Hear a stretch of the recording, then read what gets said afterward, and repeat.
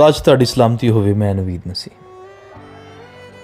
Old age home दे विच खाना तैयार हो रहा। अगे पिछे असी शॉर्ट वीडियो बनाने। खाना पूरे तरीके नाल असी बनाते हुए नहीं विखाते, लेकिन अज असी पूरी वीडियो दिखावांगे खाना किंज तैयार हुंदा।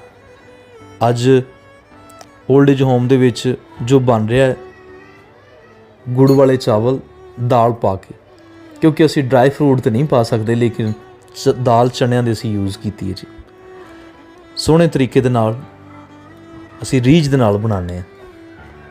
अज गुड़ वाले चावल ते चनियां दी दाल एक बड़ी खूबसूरत रेसिपी है जिहड़ी हर एक नौजवान नूं, हर एक बजुर्ग नूं पसंद आती। नाल चावल बन रहे ने, नाल गोश्त नूं धो के सोहने तरीके दे नाल, ताकि कोई गंद कोई चर्बी नाल ना रवे, बिल्कुल साफ करके ते कढ़ाई दे विच पा डे ने। फिर उहदे बाद असी नाल थोड़ा जिहा फल भी खुदा ने मुहैया कीता, असी उहनूं दिखाया है ते सारा मैं बड़े खूबसूरत तरीके नाल कट रहा सा। नाल बच्चे मेरा साथ दे रहे सन। साडी कोई बहुत वड्डी टीम नहीं हैगी, असी खुद ही अपने ओल्ड एज होम दे विच बजुर्गां दे नाल वक्त गुजारने आ ते जो भी बनाने, जो कुछ खिदमत का काम कर रहे हैं, असी खुद फैमिली करने। छोटा सांदा बंद रोड लाहौर दे असी रहन वाले। अच्छा जी, उहदे बाद एक साइड ते गुड़ वाले चावल रखे हुए हैं, दूसरी साइड ते हांडी भुनी जा रही है, ताकि असी कढ़ाई गोश्त जिहड़ा वो बजुर्गां दे अगे पेश किया जाए। अच्छा, जिन्ने दुख जिन्नी प्रॉब्लम बजुर्ग पिछे सह आंदे, जिन्नी मुश्किल दे विच निकले, असी वो तो नहीं पूरे कर सकते, लेकिन अज असी अपने बजुर्गों के नाल वक्त गुजार रहे हैं। चंगियां शैवां तेनों रजांदा, तेरी जवानी नूं करदा नया।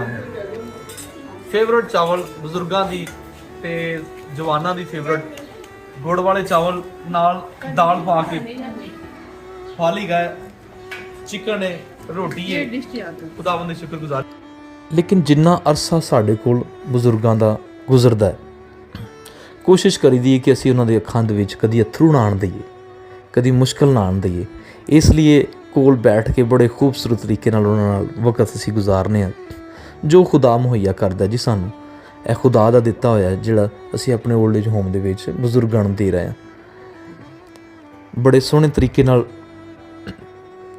ट्रे सजाई गई ते बजुर्गां दे अगे पेश की गई कि तुसीं इहनूं खाओ ते शादमान हो जाओ।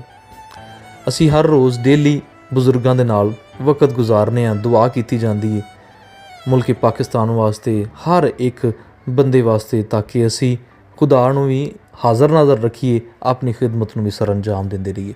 जिहड़ा फल साडे कोल बचिया सी, वो भी असी सारे बजुर्गों नूं जिन्ना जिन्ना आंदा है वो असी वंड के कर रहे सा। असी खुदा दे शुक्रगुजार हाँ कि बजुर्गों की सेवा साडे जिम्मे लग गई। हर एक दिन असी खुशी दे नाल गुजारने। इहदे विच चीज़ां भी दरकार हुंदियां ने, कुछ भी हुंदा है वो सब कुछ खुदा ही मुहैया करदा है। यह छोटा जिहा सेवा का काम है, तुसीं जरूर साडा इस खिदमत विच साथ दे सकदे हो, अपने बजुर्गों नूं याद रख सकदे हो, अपने बजुर्गों नूं इन्हां विच महसूस कर सकदे हो। खुदा तुहाडा सारिआं दा निगहबान होवे।